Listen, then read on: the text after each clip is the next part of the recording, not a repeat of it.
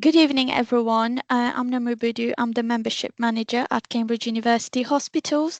Thank you so much for joining us this evening. The lecture will focus on the virtual ward.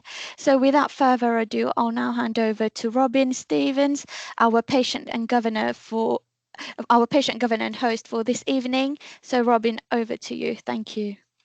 Thank you, Namu, and welcome to everybody. It's my pleasure to introduce you to the latest Medicine for Members seminar, CUH Virtual Wards. I'm told an award winning ward. It's quite hard to say that, but we'll hear about more about that shortly. Really looking to improve out of hospital care through digital services and supplies. Just before I get on to talk about the events, just some housekeeping. Normally these events, if it's live, housekeeping means working out where the fire alarm is or coffee is. You have to work that out for yourselves being at home. But it's a pleasure to introduce both members and non-members, and thank you for joining and welcome to this event. Just first, I'd just like to inform you about the benefits of CUH membership and the program and what its benefits are. So it's the membership is free. It's open to anyone over the age of 16. It's open to patients, carers, and members of the public. They can all become members. And the university hospital needs members. It needs their opinions and help to improve our hospitals while offering and as a member, you'll get the NHS discounts and health-related events and access to those, such as the Medicine for Members listening sessions and other experiences across the campus. It's also important to highlight the fact that if you're really interested, you can stand as a governor. Certainly, we would recommend and like people to stand for the position of governors in the hospital to represent our members' needs and views as a vote in the annual elections for the Council of Governors. In fact, the annual governors elections are currently taking place, or the early stages. And this is an excellent opportunity for you to get involved in shaping the future of the hospitals. More information on how to participate is on the CUH website, and we encourage you to consider nominating yourself in this important role. We have 2 patient governor vacancies, 1 public governor vacancy, and 1 staff governor vacancy. Our nominations will close on Monday, the 24th of March at 5 p.m. And for those of you who aren't members, you can sign up via the website, which is www.cuh.nhs.uk. So that's the housekeeping. Just going on to talk about the evening's events. After my presentation will be about half an hour or 35 minutes of presentations by 5 specialists involved in the virtual ward. And the intention of the event is to find out how the virtual ward works, its evolution, the collaboration of digital innovation and clinical expertise, and what's next for this new and innovative service. So our speakers are we have 5, all experienced and all very active in the virtual wards. We have Dr. Ian Goodhart, who's the clinical director at CUH for virtual wards, and also has national responsibilities. We have Andy Bailey, who's the operations manager at the virtual wards. We have Claire Chapman, who's a nursing matron in the unit. Dr. Vera Fletcher, who's the senior team leader in the virtual wards, and Dr. Mayo Iini, who's the consultant paediatrician and who's also expanding that area very quickly. So that's the speakers that we have. So I'll say they'll speak for about half an hour or so. Then we'll go to Q&A for about 20 minutes. If we don't get through all the questions, then we'll be able to get back to you. We have your email details, and we can follow up with that. So without any further delay, it's my pleasure to introduce Andy Bailey, who's speaking first. Andy, over to you. Hi everyone. Thanks, Robin. My name is Andy Bailey. I am the operations manager for the virtual ward at Cambridge University Hospitals. I also manage the DME service and palliative care within CUH as well. So I'm going to spend the next 5 minutes or so talking to you about the aim of the virtual ward, how we operate on a day-to-day basis, the tech that we use, some of our challenges, and an opportunity to look at some of our stats. But I guess if I was going to say to you one key takeaway for the next half an hour is, over the last 2 years, we've seen 3,500 patients through the virtual ward from 30 different specialties. All of those patients at some point in their pathway, in some point in their journey, would have been in a Cambridge University hospital bed, but we managed with the virtual ward to be able to manage them at home. Imagine what we could do, imagine what we could achieve in the next 2 years if we were able to continue to expand in the same way we are, if we were able to do IV antibiotics at home, if we could monitor ECGs at home, if we could take on all the new technology that's becoming available on a day-to-day basis in our virtual ward and use them to care for Cambridge and Cambridgeshire patients whilst they're in their own home. So when we say virtual ward, what do we actually mean? We mean we're looking after a patient who would otherwise be in a hospital bed, but we're caring for them whilst they're in their own home, and they have the same access to the treatments and care that they would do whilst at home in comparison to a hospital bed. So when we set up the ward, we had some key aims. We wanted to be inclusive. We wanted the ward to be scalable. We wanted to improve the quality of care and the safety of care. We wanted the ward to be tech enabled, so we could spot patients that were deteriorating in the community. We wanted to have a full MDT that surrounded these patients, and we wanted to make sure that our ward collaborated with our community care providers. Can you go to the next slide, please? Thanks. So what are we offering for patients when they're on the virtual ward? Well, we're offering the continuous and intermittent monitoring, which I'll talk a little bit about in a minute. Blood tests and imaging slots in the same way, the same access that you would have if you were an inpatient. Wound care, pain assessments, fluid monitoring, access to an MDT right across the hospital, wellbeing symptom checks, IV therapies, some medication reviews, and actually lots more. And that list is ever expanding every week on week. Next slide. So how does it work? So essentially, there's 2 ways a patient can get identified to come onto the virtual ward at the moment. There is a pathway way where we would set up with an individual service, such as orthopedics. We have a knee pathway where patients who are going under knee replacement surgery, part of their journey is the virtual ward, and that's inclusive. So when they have their surgery and they're deemed fit by a physio, they come straight onto the virtual ward for most patients. And we have a number of those pathways working across different specialties. And then the second way is a lot more sort of dynamic and a bit of a free-for-all, where just on a general day-to-day basis, when wards are having their ward rounds and consultants are reviewing their daily patients, they're able to spot patients where they think, actually, this patient no longer needs to be in a hospital bed. They can be cared for safely whilst they're at home. So how does it work? So when a patient is referred to us, we then will go out and see the patient. We consent for them to come onto the virtual ward. We'll create a care plan around them. We'll explain to them around the technology, which I'll show you in a minute. We'll plan for their investigations and what's going to happen while they're on the virtual ward, and then we'll communicate to the rest of the ward and any family members care, or if they're in care, anything like that, anyone we need to contact in communicating what's happening with that patient. Next slide, please. So when we say the technology, so what actually happens here? So we send patients home. When we consent to them to come onto the virtual ward, we connect them to the wearables. So we would look at measuring their heart rate, their oxygen saturations, their blood pressure, their respiratory rate, and their temperature. And their wearables would connect to the patient's mobile phone or tablet, or we can give them a phone as well if they haven't got one.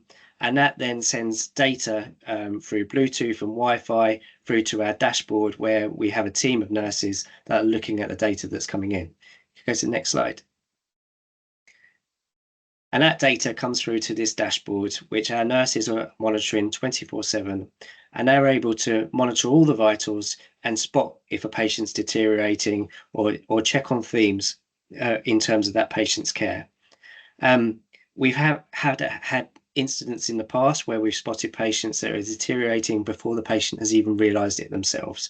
We've managed to intervene with those patients and call them up and find out what's going on, get them in so we can review them and assess them. Next slide. Thanks. And this is what the technology looks like. You can see there's one of the watches that we're trialing at the moment, and some blood pressure machine, etc. And it all connects to the patient, and it's quite comfortable for the patient to wear. Next slide. So when I talk about the challenges that we faced when we first set up the ward, when we first launched, we had barely 5-10 patients on the virtual ward. And that carried on for a period of about 4 or 5 months. And when we sort of surveyed the teams that were referring us patients, we had a real divide in the camp in terms of why they would not refer. There were some doctors that were early adopters, and there were others that were really not keen to send their patients to us. So it was a really split camp. So we did a lot of work with the early adopters. Next slide. In communication, and we really heavily press this.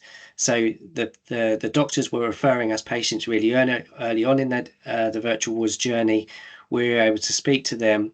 We were able to gain patient stories and go back to them and say, this is what happened to your patient when you referred them onto the virtual ward. Please will you share this with your colleagues?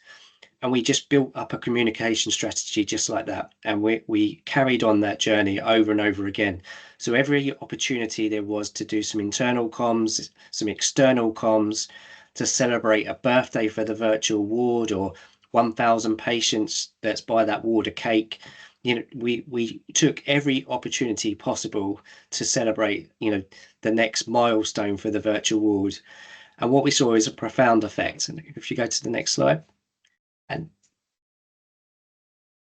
And it, as you can see, so this is our virtual ward impact dashboard. So on the top left-hand side there, you'll see the blue line and how it grows. And within about 4 or 5 months in, we started to increase. And then with 8 months in, we had an occupancy of 70 to 80 patients.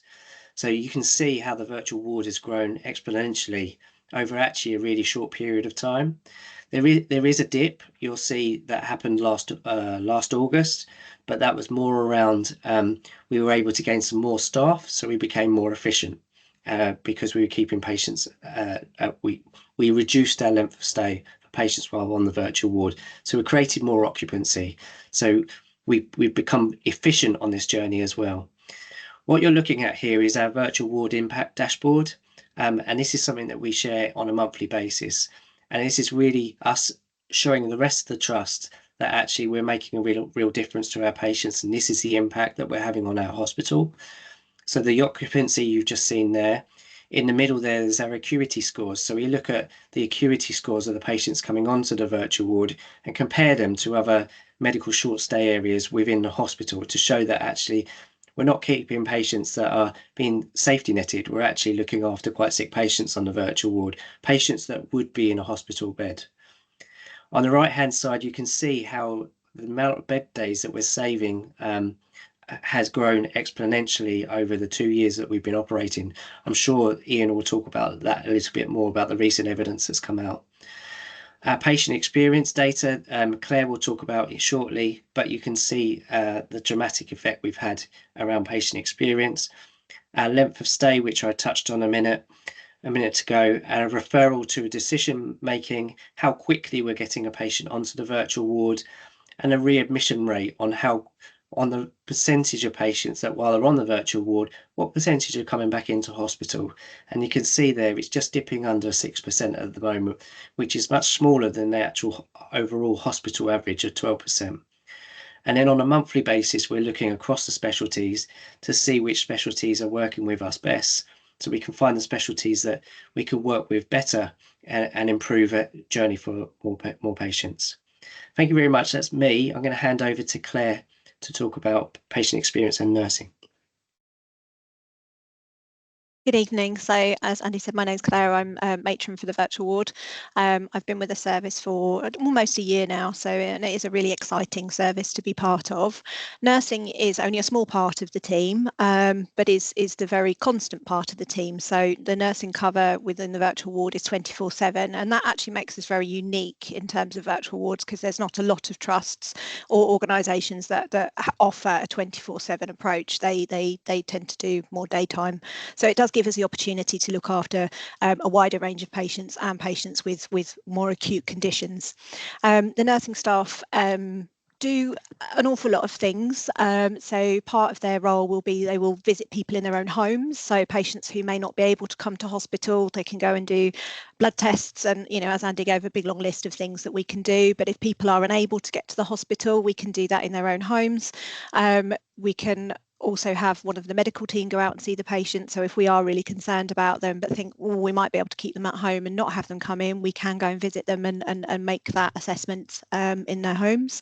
We would aim to make a telephone call, at least one, or a video call to every patient every day.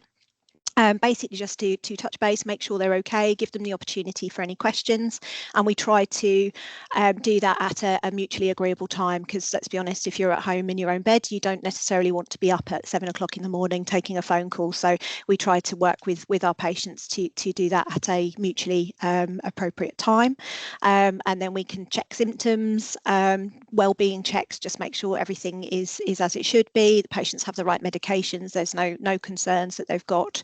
And that tends to be incredibly reassuring for patients. We offer clinic appointments, so we have patients, if they were to phone up and say, well, I'm a bit worried about this, and we think, oh, actually, we probably should just have a quick look at you. We have access to a clinic which we run with nursing and medical staff to be able to have our patients come back and have a face-to-face review. It may be a planned review by their specialty team, but we can do that. The nursing staff are responsible for going on onboarding patients, and Andy's alluded to that process. So the nursing staff will go and meet the patients prior to them being accepted onto the virtual ward to have a conversation with them, make sure that patients understand exactly what being on the virtual ward means, give them the opportunity to answer any sort of questions they may have around their care, and go through the technology. And some of that is new to a lot of patients, but some of it is that most people tend to be quite tech savvy now, and that tends to work quite well. We'll go through that with family members as well to make sure that they're happy with that tech that we give, and obviously go through the remote monitoring. So there is a nurse who is on the virtual ward 24/7, so constantly monitoring that Massimo dashboard, which was in an earlier slide, to be able to see, as Andy said, trends for patients' observations, and being able to keep an eye on the well-being of our patients, and if there is concern, stepping in with the appropriate measure at that point, be that calling an ambulance, be that going out to see the patient ourselves, be that giving them a bit of a well-being welfare check by telephone. Next slide, please. So in terms of patient experience, patient experience is very good from the patients that we've spoken to. These are some of the things that they've described their stay on the virtual ward as. And I think the quote at the bottom, I'm in the hospital bed for 24 hours a day, but they only need 90 minutes of nursing and doctor's time, and actually are much more happy at home. They've described the staff as great, which is always really nice to hear, that they'd recommend it, that they feel very well supported. And, I think when patients come into hospital, we do the best we can for them. But the minute someone steps into a hospital bed, we remove some of their independence. And we feed people, at meal times. We expect people to get up and have washers at certain times, whereas people in their own homes, they eat what they want. They can choose what they have for their dinner, which obviously on the meal trolley, you get a small choice. You have to get up and move around, and it prevents that deconditioning that we see in lots of other patients who are in hospital for a prolonged period of time. It promotes that independence. It promotes patients being able to have visiting whenever they like. They can see their family members in their own home whenever they like, that increased independence and promoting that independence, because, you know, rather than having tea brought to them every day, they have to go and make that themselves, and actually getting up and moving around is really important in patients' recovery and preventing that deconditioning. And I can't stress how important it is to be in your own bed for, you know, good sleep, and rest and recovery, you know, is optimized. And I don't think many people get very good night's sleep in hospital, no matter how hard we try. Next slide, please. And this is just some feedback. It is from last year.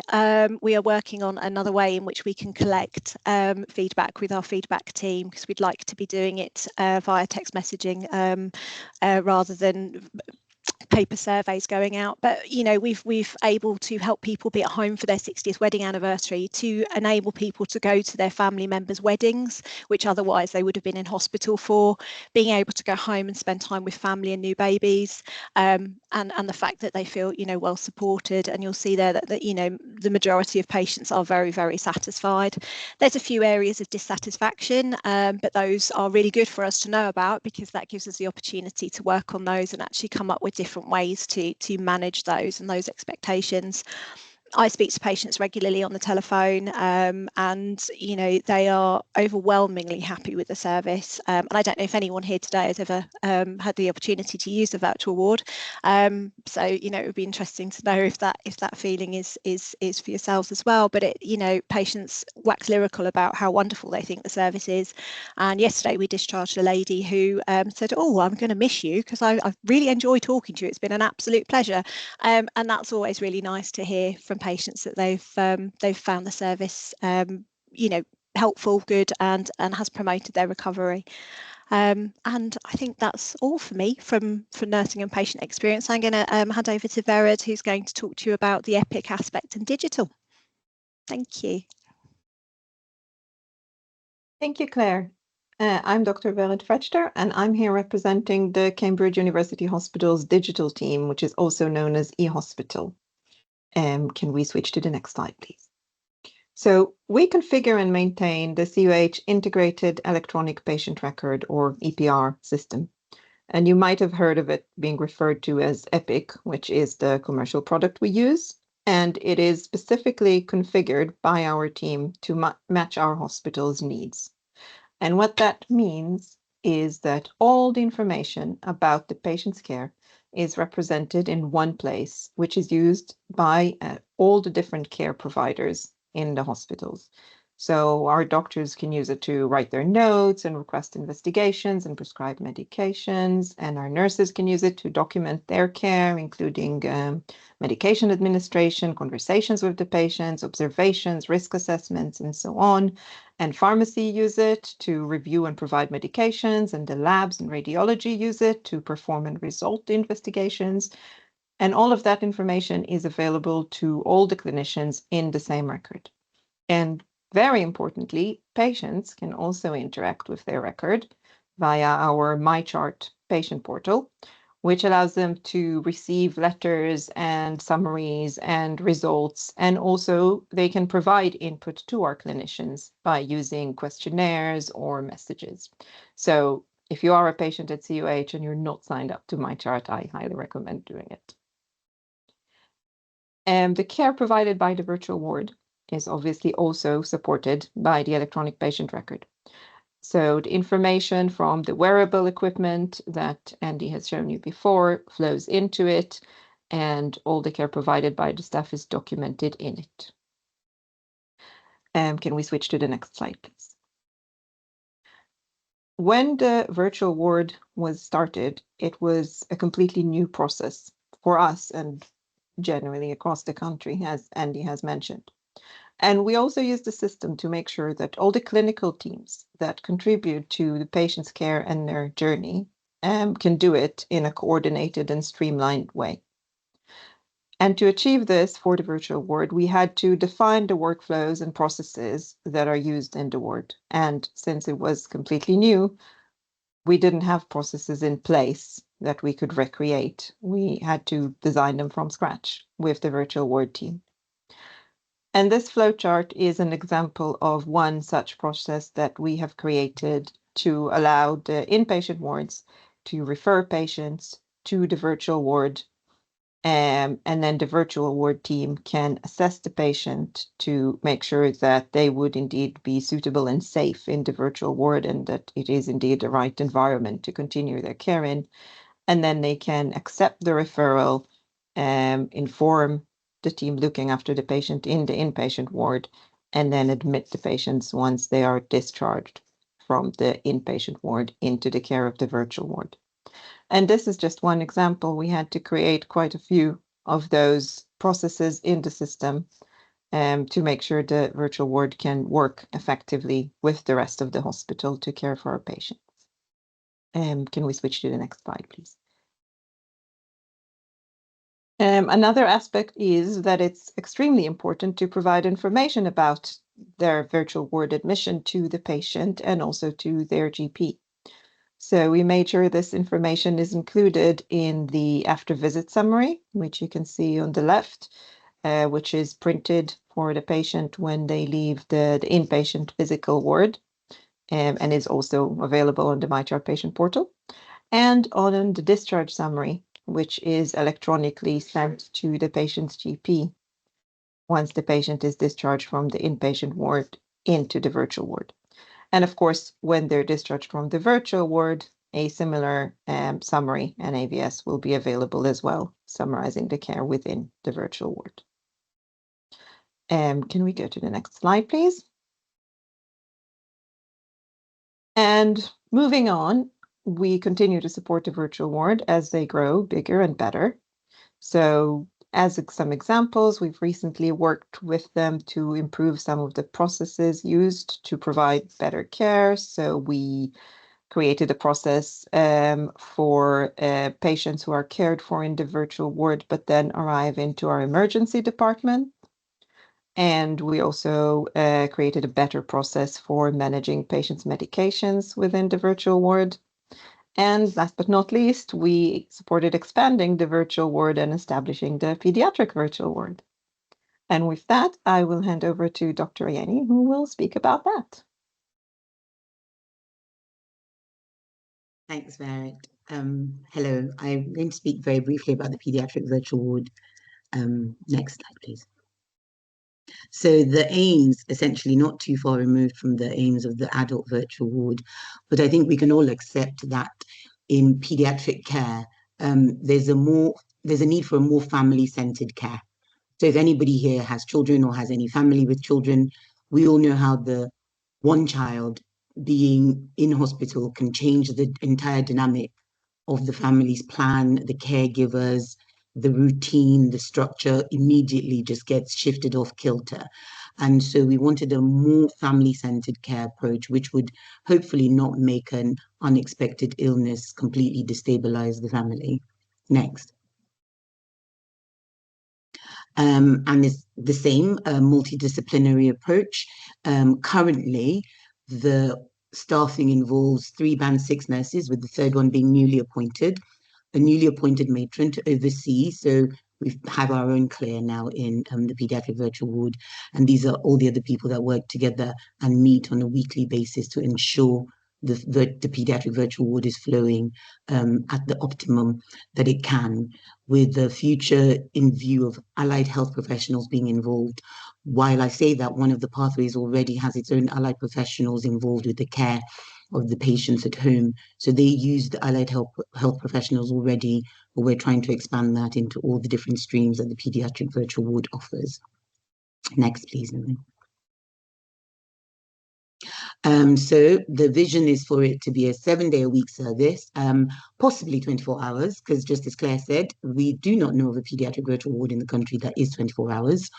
The intended contact is to be 2 to 4 times daily with the pediatric virtual ward nursing team, who are the boots on ground and are the interface for the patient with the pediatric virtual ward, being prescribed to specify specific pathways so far.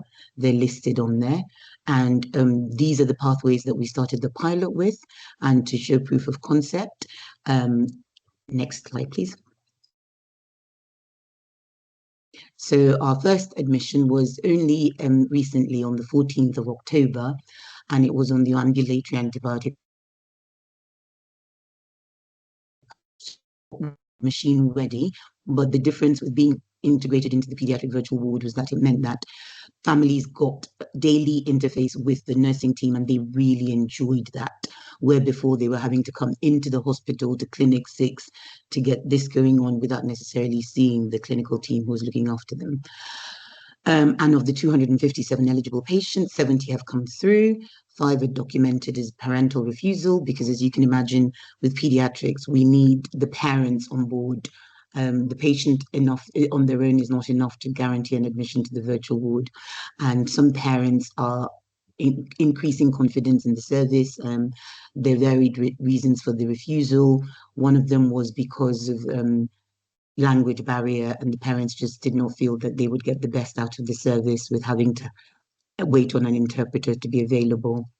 And one of the children was refused because they required supplementary oxygen. And while in our future we see ourselves as being every bit as a physical ward in the hospital, we're not there yet.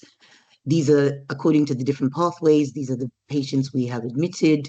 As you can see, the wheeze and the bronchiolitis, which are most of the winter admissions for most children, have been the biggest users of the pediatric virtual ward, and we've been able to document very good length of stay reduction.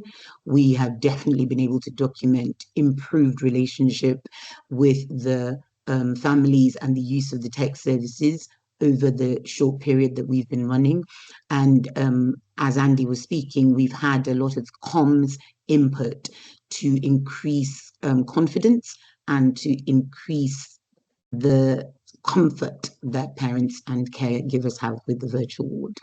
Next, please. And so we're in our next phase where, as you can see, our uptake is not as of the possible patients. We would like to be at least 50%, and we've figured the best ways we can approach this in the short term is to increase intake from the 5 pathways and to incorporate more pathways.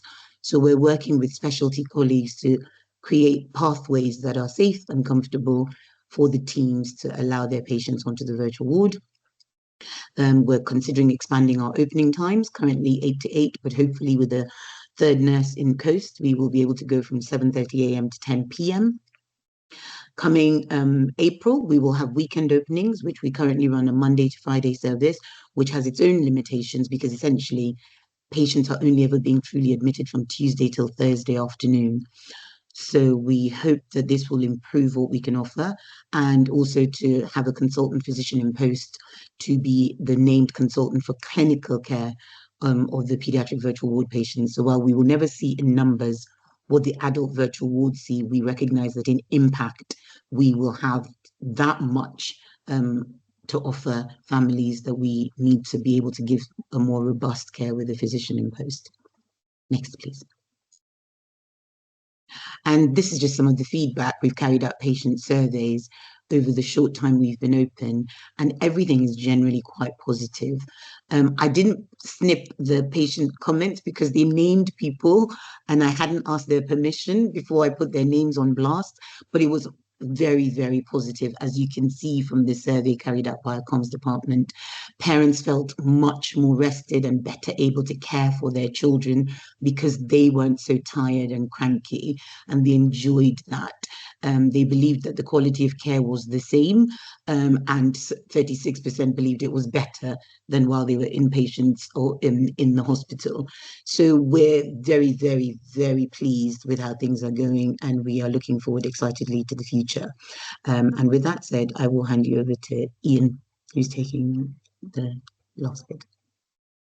Thank you very much. So I'm the clinical director for virtual wards. I've been involved since it was set up, and I also have the benefit of overseeing what happens with virtual wards across Cambridge and Peterborough ICS.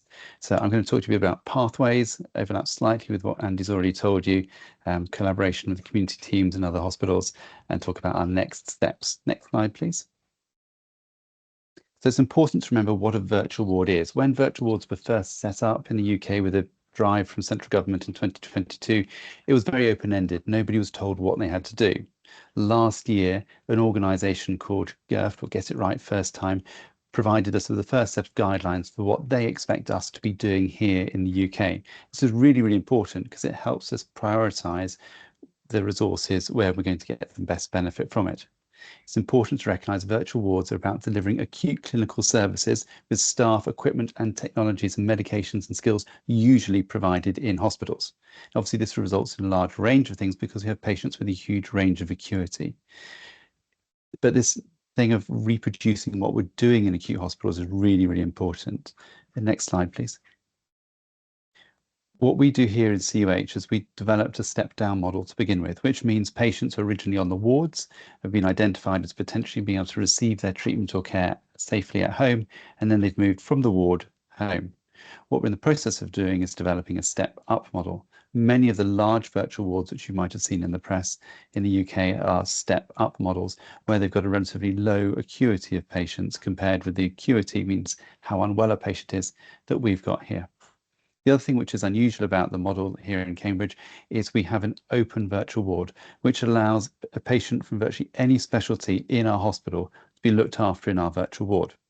We've created this by reproducing what we do in many critical care areas. So in critical care areas, a patient may be under one specialist, like a gastroenterologist or a cardiologist, but they're then looked after in the intensive care ward by that primary team, but also by the nurses and the doctors working in the intensive care. We've reproduced that with our virtual ward model so that you can have a patient who is under haematology or oncology receiving really super specialist treatments. Some of the treatments we provide here in Addenbrooke's, we are one of only a few centres in the country which do it. So it's impossible for a generic medical and nursing team to understand all of the intricate details of all of these super specialist treatments. But we don't make that a barrier. By having this structure, super specialist teams can continue to look after the patients. They can continue with their relationship with the patient, which is really, really important in trust and understanding of the disease process and the treatments patients are going through. But the virtual ward team will support that specialist team in managing the patient in the virtual environment. However, some teams are overburdened. They're very, very busy. Some of the acute medical teams simply can't take on extra work. So the virtual ward team can help them. And here, a patient can be passed from the primary team over to the virtual ward team, who will continue complete management of that patient. We will look after the medicines and medications, we'll courier medications out, we'll arrange for investigations and follow up when it comes to that stage. Next slide, please. So here in Cambridge, we're quite unusual in having all those specialties, which has allowed us to have over 32 different specialties. We've still got the key big players there: cardiology, geriatric medicine, general medicine, respiratory. But then we've got other areas like trauma and orthopedics, hepatobiliary surgery, and clinical haematology are all areas which are quite unique to what we do here in Cambridge, because we feel that all of our patients should be able to benefit from the hospital at home care from the virtual wards. Next slide, please. With some of the larger groups or specific groups, it's really useful to have pathways. So I've said on one hand, it's really good that we're generic, we're open to anyone, but there are advantages with having pathways which describe what we're going to do for the care of the patients. This is useful with some of the very specialist things. So this flow chart, which you won't be able to read the text of, I'm sorry, is to do with the management of aortic dissection. So the aorta, the large blood vessel going from your heart down through your chest, abdomen, with all the other arteries coming off it, that can sometimes tear and you end up with a separation in the layers in the wall, and that's called dissection. And that can happen when patients got very high blood pressure. Now, traditionally, that's managed by keeping a patient in a hospital bed for up to 5 or 6 weeks. But actually, for a large portion of that time, we're not doing anything other than watching out for red flag symptoms, serious signs that something's going wrong, or the blood pressure measurement itself. So many of these patients will be much better served at home, which they can find a far more relaxing environment. They're able to eat and drink, get a good night's sleep, use their own bathroom facilities, and continue with their lives, but still have the monitoring, still have the immediate access to the nurses and the doctors if they're concerned that they've got worrying symptoms. Next slide, please. The other really important thing about pathways, which is thinking about what different staff members are doing. So we have to be efficient with the services that we provide, and mapping out the pathways, anticipating what we're going to need to do for patients in the ideal patient following the ideal pathway, allows us to begin to quantify the resource which we're going to need for supporting pathways. Next slide, please. I've mentioned resource and about the limited resource. The way how the virtual wards are funded in this system here is that money is provided by NHS England to the integrated care system. A number of providers within the region have put forward models for virtual wards, and we then fund those from the integrated care system. But there's a limited pot of money to provide the services for the patients. This means that in the last year, we've been able to provide 64 to 68 beds because we had some extra money left over from previous years. But going forwards next year, unfortunately, the funding from the integrated care system is going to be reduced, meaning that we're going to have to drop the number of beds that we've got to about 48. And given that at the moment, we're looking after 60 to 65 patients each day, that means there is going to be reduced capacity to be able to help the patients to get home and reduced flow through the hospital. So we need to have a little look at what we can do to improve our efficiency. We're currently undergoing a study with some external consultants who are reviewing what we're doing. What they've done is they've looked at the diagnosis of patients in our virtual wards, and they've looked at a matched patient, so with the same diagnosis, of a similar age band who didn't come into the virtual ward, and they've added up the days that they've been in hospital, and they've worked out what we call a bed day saving. And then they've assigned a financial benefit to that. Now, the analysis is going through its final steps, but it looks like for every £1 spent on the virtual ward, we save £2 in costs to the hospital. So I hope that this will allow us to potentially consider other ways and to enable us to develop more capability. Because I talked about delivering acute care at home. Well, we all know that you're not just in hospital for monitoring. We know that you're there to have intravenous fluids, intravenous antibiotics, x-rays, ultrasounds, other investigations. We want to be able to deliver those treatments at home, so that really important groups of patients like the frail and elderly who are in care home environments can potentially have all the treatment they would have received without having to leave the environment which they feel comfortable and safe in. But to do that, we need to look at ways in which we're going to fund those investments. We want to have step-up pathways. As I described at the beginning, a lot of what we've done has been looking at patients who are already in our hospital beds and getting them home earlier. What we want to do is to be able to avoid some patients having to do that journey into hospital and go through that challenging process in the emergency department.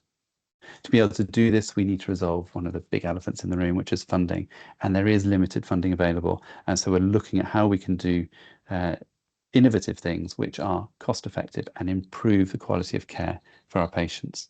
We're working collaboratively with Papworth Hospital, so we provide the virtual ward beds for Papworth, which again provides us with access to clinicians from Papworth joining our team, which enriches the opportunities we can provide. So I think virtual wards have got a future. There are many questions in the press at the moment. Are we going to continue with them? Are there benefits in them? We know our patients like the care that we give them. We know they value the opportunity to be at home, and we know also that they are cost effective. We need to find a solution going forwards because this region particularly is expecting a huge boom in population and an aging population as well. And we've got to find a way in which we can continue to deliver high quality patient-centered care, and virtual wards are almost certainly going to be part of that strategy. So thank you very much for listening to us. Thank you to the rest of the team for your contributions and explaining the complicated collaborations which have gone together to make this work. I'll hand you back to Robin, and I think there might be some questions. There are. Yeah, thank you. And thank you to Andy and Claire and for Edmo as well. It's fascinating. We do have questions. Please do have more questions because we can't answer them now. We'll answer them separately by email. So I'll go for you first, but please do shout, guys and girls, as to which ones you'd like to answer. First one is from William Watson, talking about cardiology. Seems like a big outlier in terms of usage of the virtual wards. 105 admissions compared to less than half from others. Why are they such a big user? And can other specialities learn from this? So this is to do with the heart failure pathways. So the government mandated when we launched virtual wards that we must provide capacity for frailty, respiratory infections and heart failure. There was already a very well-established heart failure service within CUH. And so some of those patients in some of those numbers are relatively low acuity, which would normally fit into some of the traditional admission avoidance pathways elsewhere. So that's one of the reasons those numbers are so high, because some of those patients are of a lower acuity. What we're actually doing in order to enable us to use our services most efficiently is moving some of those lower acuity patients out of the virtual ward pathways and back into the traditional ambulatory heart failure services. So that's part of the reason why we sort of took a big leap and scooped up what was already happening and built upon it to be able to extend services and look at what we can do for giving those heart failure treatments at home, because nobody really wants to have a furosemide infusion in the hospital and then sit through Cambridgeshire traffic. Certainly not, especially on a bike. Thank you, Ian. One left from James. Do you have any, James Taylor? Do you have any link with allied health professionals as part of the team? Links with physios or occupational therapists? We do. Claire, do you want to add more detail to that? Yeah, so unfortunately we don't have a designated OT or physio for the virtual ward, which we would absolutely love going forward as we look to expand. But yes, we have links with community physios to be able to ask for support with patients if they're at home and we found that they might need a little bit of input from them. And we are currently looking at working with some of our inpatient physio colleagues to look at how we can offer sort of advice and videos for patients at home to help with sort of exercises. It's not quite where we'd like it to be. If gold standard, we would like our own allied health professional team, but currently we are looking to see where we can link more with them. Thank you. Another question from William Watson. How do you make the decision about whether someone is safe to be on the virtual ward? How do you assess the risk? What happens if something goes wrong? So suitability is multifactorial. Patients need to be safe at home and have a safe home environment to go to. They need to be free from risks of self-harm or abuse or anything like that. They need to have a way in which they can communicate with us if they've got a problem. So they need to have a working telephone. If patients don't have a phone, then we can lend them a mobile phone. And then it comes down to that big question of physiological stability. So how likely is it that somebody is going to deteriorate? Now, traditionally on a hospital ward, we will measure somebody's blood pressure, heart rate, oxygen saturations, maybe once every 4 or every 6 hours. And so what we're doing there is responding to a deterioration once we've detected it in a scheduled way, which means actually when we look at what happens in a normal ward, sometimes patients are deteriorating silently and it hasn't been detected yet because the patient hasn't noticed it yet and the observations haven't been done. What we try to do with our virtual ward patients is, for as many as possible, use continuous monitoring. So this is monitoring which is almost as intensive as you'd expect in a high dependency bed. So we're not waiting for the deterioration to happen. We're watching closely to see if their heart rate is changing, their blood pressure is changing, their oxygen saturations are changing, their respiratory rate is changing before it reaches a point at which it would traditionally be detected and identified as a problem. So if we've got a patient and we've got signs that they're deteriorating, then we'll give them a call in the first instance. We'll find out what's happening. There may be some simple remedies which we can do with some breathing exercises, encourage them to drink more fluid. It may be that we need to do a home visit to check on them and give any treatments, or it may be that we feel they need to come back into hospital. If they're stable and comfortable and able to come in by their own means, then, and it's during daytime hours, works very easily. We bring them back to our clinic facility and they'll be seen rapidly by one of the doctors from the virtual ward team. If they're more unstable, then we might ask them to come to the emergency department, or if necessary, we'll call an ambulance and they will go to the patient's home immediately as a high priority call. In terms of assessing stability before they leave the ward and come in, then that's a case of looking at how they've been on the ward. Are they in an improving trajectory? They're not necessarily well yet, but we can see that they are slowly improving rather than having a period of instability. And this is also where experienced clinical judgment is so important. It's where the skills of our nursing teams and the doctors in recognizing the patterns in the patient, recognizing how their journey is progressing. And that's how we assess their safety. Thus far, we've, out of 3,500 patients, we've only had one patient who died when we weren't expecting it. They were an elderly patient who had been very clear that if they did deteriorate and die, they wanted to be at home, and it was known to be a possibility. Other virtual wards elsewhere in the country have much higher mortality rates than we do, and I do believe that a lot of this is because of how carefully we look after these patients and select them, making sure we're looking after unwell patients, but keeping them safe. Thanks, Ian. That's a full answer. Actually, can I just ask two very small supplementary questions? Presumably, also you look at things like geographic location as to how quickly you could get to them if you needed to, and also whether or not they've got people at home with them as well in terms of carers or someone We to do. react to them. So yeah, they ideally they do need to have somebody with them Yeah. and a family. Although it's not entirely exclusive, because there are some patients who we feel they are stable enough and safe enough, and it's a shared decision making with the patient. But yes, they should really have somebody with them. In terms of journey times, many virtual wards around the country will say you've got to be within half an hour, but obviously with the Cambridge geography, that doesn't work. Also, we have some super specialist patients who come from all over East Anglia. So again, what we do is we work with that patient to establish what the patient wants. If they live in King's Lynn and they want to go back there, and they understand that if they're unwell, they may need to come back here or go to their local hospital in the event of emergency, then that's okay. Because anything which is benefiting our patients, enabling them to be in the best place to recover, if we can make a sensible shared decision that keeps them safe, then we will try to do that. Thank you.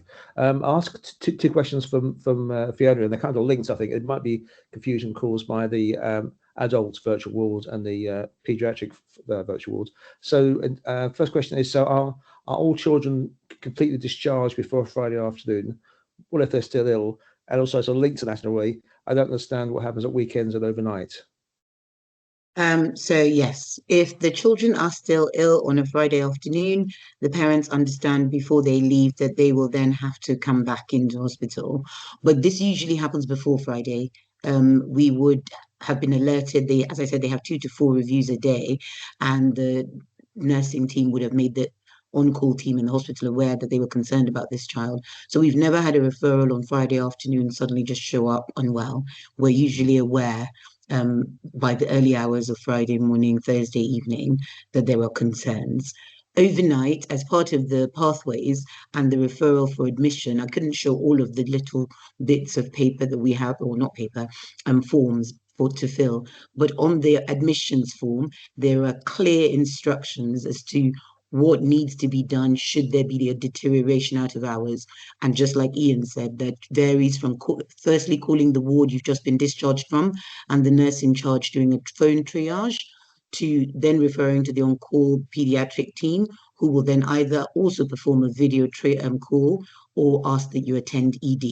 So parents are aware of what we're looking for, what we're concerned about, and just parental concern is enough reason for them to reattend ED and be seen as a priority because they're technically still an inpatient under the pediatric team.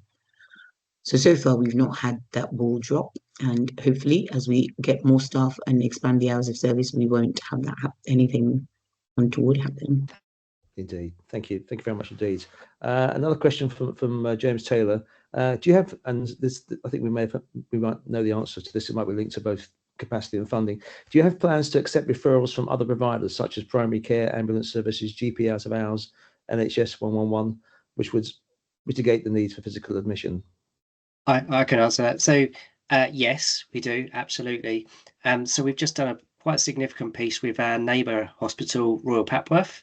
So we've done a lot of learning in that process. We are now able to take patients from Royal Papworth Hospital onto our virtual wards.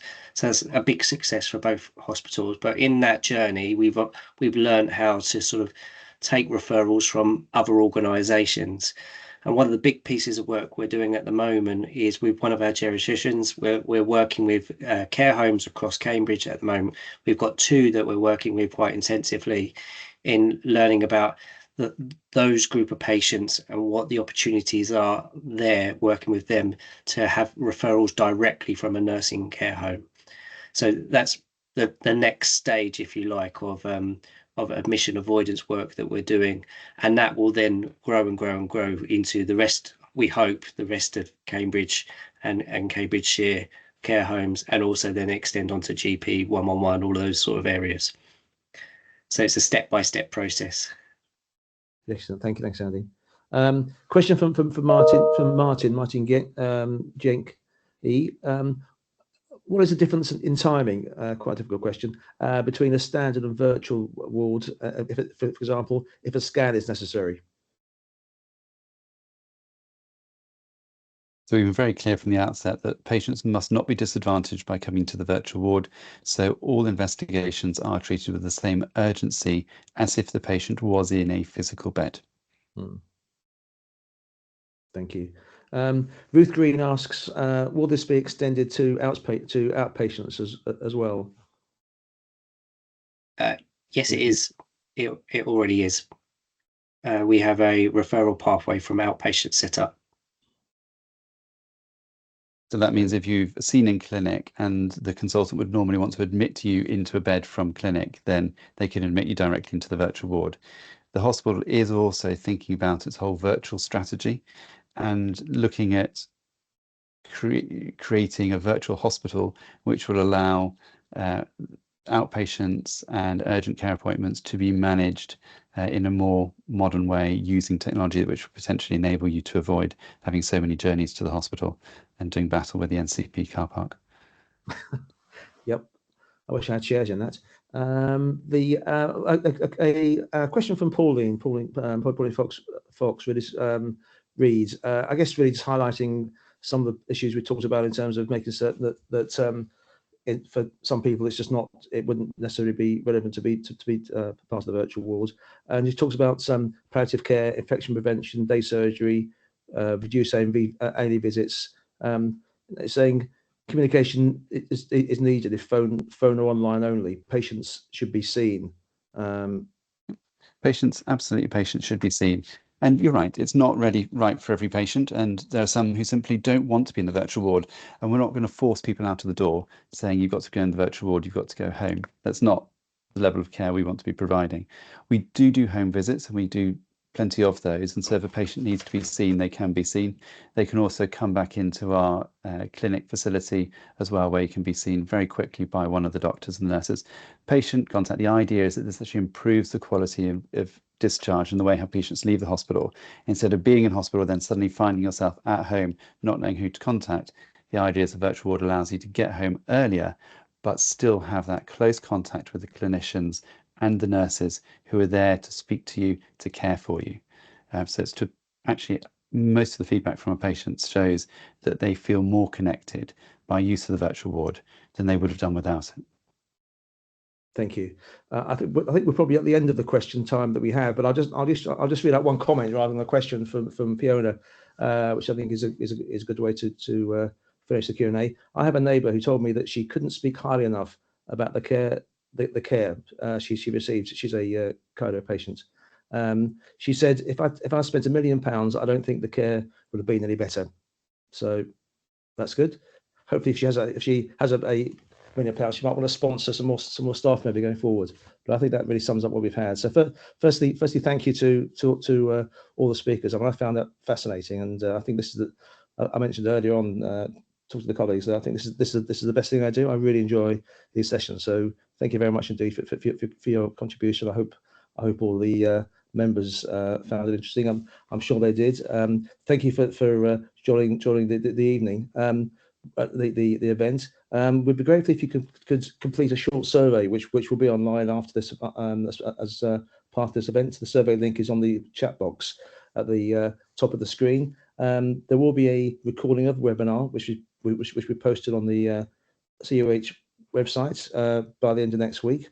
As I say, if there are any questions on here that we haven't answered, then we'll do that by email separately.